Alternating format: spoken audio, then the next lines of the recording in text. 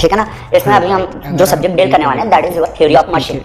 इस सर का अगर आप पूरा थ्योरी ऑफ मशीन बहुत ही कॉन्सेप्चुअल सब्जेक्ट है। अगर ऐसा मैं बात करूं तो टफेस्ट वन, ठीक है ना, सब्जेक्ट टफेस्ट वन है, लेकिन अगर हम पढ़ते जाएंगे बहुत सही से, अगर कॉन्सेप्ट को कवर करेंगे तो आपको बहुत इजी लगने वाला है। ठीक है, आप प्रैक्टिस कीजिएगा, जैसे मैं बताते जाऊंगा वैसे आप नोट्स प्रिपेयर कीजिए, ठीक है ना। तो आपसे ये सब्जेक्ट बहुत अच्छे से डील कर पाओगे आप ये सब्जेक्ट, ठीक है ना। सो हो जाना चाहिए क्वेश्चन, क्योंकि मैं अभी तक जैसा पढ़ाया हूँ, है ना, ये सब्जेक्ट बहुत बार पढ़ाया हूँ मैं, ठीक है। सो लगभग क्वेश्चंस हो गए हैं इससे हमेशा, ठीक है ना। सो मुझे लगता है आप सभी हो जाएंगे, तो ध्यान से सुनिएगा क्या बात कर रहे हैं, ठीक है। अगर मैं थ्योरी ऑफ मशीन में बात करूँ तो हम लोग सिलेबस जो कवर करने वाले हैं that is your simple mechanism, unit by unit आपको ठीक, सिंपल मैकेनिज्म पढ़ने वाले हैं। मिल जाएगा क्या होता है सिंपल मैकेनिज्म, ठीक है। देखिए, अगर मैं बात करूं थ्योरी ऑफ मशीन, नाम से ही पता चल रहा है कि मशीन्स के बारे में आपको बात करना है, लेकिन इसमें हम लोग उसके स्कीमेटिक डायग्राम के बारे में बात करते हैं, जो कि एक पर्टिकुलर मैकेनिज्म जो यूज होता है मशीन्स में, है ना, उसके बारे में बात करेंगे। तो आपको टोटल मशीन ऐसा दिखेगा ये जरूरी नहीं है, उसका स्कीमेटिक डायग्राम जो पर्टिकुलर आपके मैकेनिज्म्स है ना, वो आपको दिखने वाले हैं, ठीक है ना। तो सिंपल मैकेनिज्म हो गया, उसके बाद इसका वेलोसिटी एंड एक्सेलरेशन, सारा चीज आप velocity and acceleration analysis, Telegram के थ्रू एक्सेलरेशन किसका, सिंपल मैकेनिज्म का, ठीक। उसके बाद हम पढ़ेंगे आपका गियर्स से बात कर लीजिएगा और gear trains and gear trains, ठीक है दोस्तों, ठीक है, देखिए वीडियो ये कवर करने वाले हैं। उसके बाद हम लोग पढ़ेंगे गवर्नर, बस उसका सिर्फ उसका क्लिप डाल, गवर्नर के बाद हम लोग पढ़ेंगे फ्लाई व्हील, 10,000 रुपये रखते हैं गेट एकेडमी के। उसके बाद पढ़ेंगे बैलेंसिंग, उसके बाद पढ़ेंगे मैकेनिकल वाइब्रेशन, उसके बाद पढ़ेंगे हम लोग gyroscope and cam and follower. So इतनी सारी चीजें अपन पढ़ने वाले हैं, ठीक, ठीक है। सो 1 2 3 4 5 6 7 8 9 चैप्टर्स हैं जो हम लोग कवर करने वाले हैं इस सब्जेक्ट में, ठीक है ना। सो सबसे पहले हम लोग शुरू करते हैं simple mechanisms, simple mechanism basic से शुरू करेंगे एकदम, ठीक है, एकदम बेसिक से शुरू करेंगे। कुछ चीजें ऐसा कवर कराते जाऊंगा जो पर्टिकुलरली आपका ईएस में पूछा गया, लेकिन गेट में अभी नहीं आया है, ठीक है ना। तो कुछ चीजें कवर कराऊंगा, ऐसा नहीं कह रहा हूं कि पूरी चीजें आपसे हो जाएंगी, ठीक है, लेकिन यस 90% चीजें आपका ईएस का हो जाए और 100% आपका गेट का हो जाए, इस तरीके से अपन बात करेंगे, ठीक है। सो अगर मैं बात करूं आपका सिंपल मैकेनिज्म में सबसे पहला टर्म आता है that is your kinematic links, kinematic links. Kinematic मतलब अगर आप इंजीनियरिंग मैकेनिक्स पढ़े होंगे तो काइनेमैटिक आपको समझ में आता है, जिसमें आप मोशन, ठीक है ना, और उसके डिस्प्लेसमेंट के बारे में बात कर रहे हो, उसके कॉज ऑफ मोशन के बारे में बात नहीं करते हो। सो काइनेमैटिक लिंक्स आपका वो लिंक होता है जिसमें रिलेटिव मोशन होता है, मतलब मशीन के वो हर एक पार्ट जिसमें आपके क्या है, मोशन है, रिलेटिव मोशन है with respect to other, that is called kinematic links. Every part of machine, every part of machine which is having relative motion,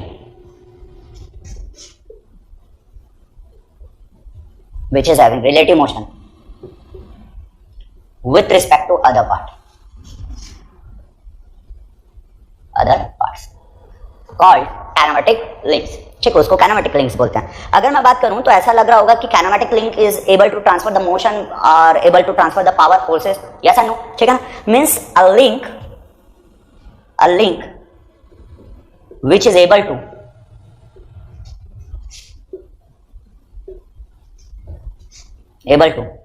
transfer motion or power is called kinematic links.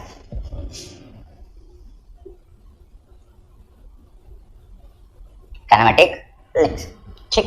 सो ये जरूरी नहीं है कि आपका जो kinematic links है वो आपका रिजिड बॉडी हो, ये जरूरी नहीं है कि मोशन ट्रांसफर करने के लिए, पावर ट्रांसफर करने के लिए आपको रिजिड लिंक ही चाहिए, ये जरूरी नहीं है, ठीक है ना। इट मे बी फ्लेक्सिबल, ठीक। सो मतलब कोई भी लिंक जो मोशन और पावर ट्रांसफर कर सके वो कहलाएगा आपका काइनेमैटिक लिंक, और वो जरूरी नहीं है कि रिजिड हो। तो रिजिड नहीं है तो उस टाइप के बॉडी को बोलते हैं रेजिस्टेंट बॉडी। क्या बोलते हैं? Resistant body, resistant body. Resistant body, it is body which can transfer motion or power under certain condition। कुछ सर्टेन कंडीशंस होंगे जिसमें ये मोशन ट्रांसफर कर सकता है या पावर ट्रांसफर कर सकता है, तो इसको बोलते हैं रेजिस्टेंट बॉडी। ठीक, it will act as link. ठीक, इट कैन ट्रांसफर मोशन और पावर अंडर certain condition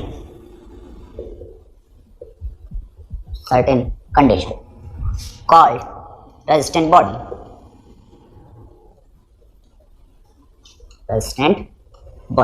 ठीक, जैसे कि अगर मैं बात करूं फॉर एग्जांपल, देखिए अगर मैंने बोला बेल्ट ड्राइव क्या मोशन ट्रांसफर करता है, आपका पावर ट्रांसफर करता है? Yes, that is your. अगर मैंने बोला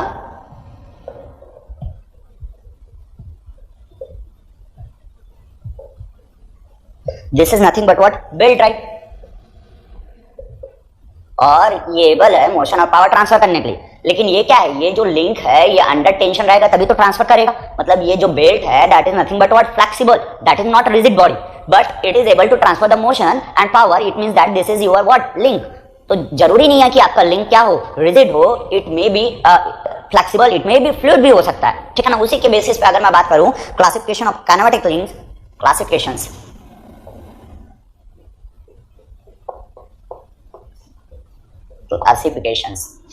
of kinematic links।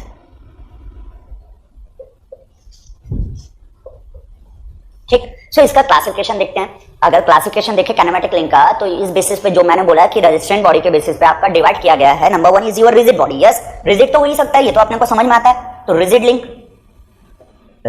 Links. So rigid links कौन से हुए, जिसमें आपका डिफॉर्मेशन क्या होगा, नेग्लिजिबल होगा। ओवरऑल रिजल्ट पे उसका जो डिफॉर्मेशन हो रहा होगा वो इतना इंपैक्ट नहीं डालेगा। ठीक है ना, नेग्लिजिबल होगा। So the deformation is negligible. Deformation is negligible.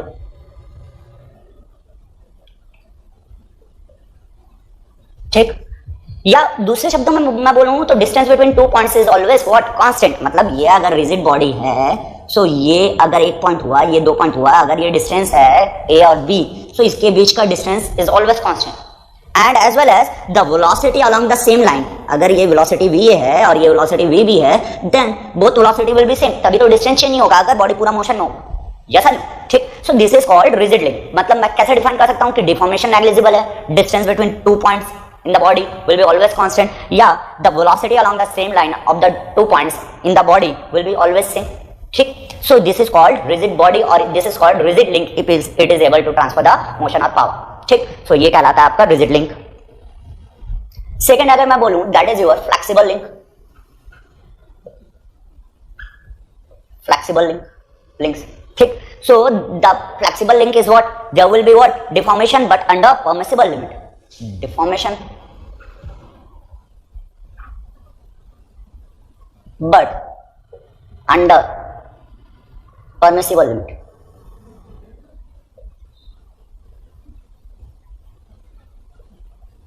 permissible limit में होता है। ठीक, for example what, belt type. Example belt type, जब तक ये टेंशन में रहेंगे, ये दोनों साइड, एक साइड स्लैक साइड होगा, दूसरा साइड क्या होगा, टेंशन साइड होगा, लेकिन दोनों टेंशन में। हालांकि जो वैल्यूज होंगे वो कम ज्यादा होंगे, लेकिन टेंशन में रहेंगे तभी ट्रांसफर होगा। ठीक है ना। सो मोशन ट्रांसफर हो रहा है, it means that is your what, a link. So belt drive is a example of what, flexible link. Rope drive, so इस टाइप के जो ड्राइव्स होते हैं that is called what, flexible links. ठीक, so देखिए अगर रिजिड बॉडी का example देखना चाहो तो एग्जांपल बहुत सारे हैं भाई, आपके जितने भी आप देखते हो मैकेनिकल सिस्टम में बहुत ज्यादा चीजें, जैसे मैं बोल दिया कनेक्टिंग रॉड, क्रैंक। ठीक, कनेक्टिंग रॉड, क्रैंक, ये सब एग्जांपल किसके हैं, रिजिड लिंक्स के। ठीक, ये किसके एग्जांपल है, फ्लेक्सिबल लिंक है। अगर मैं बात करूं third one, that is your fluid link.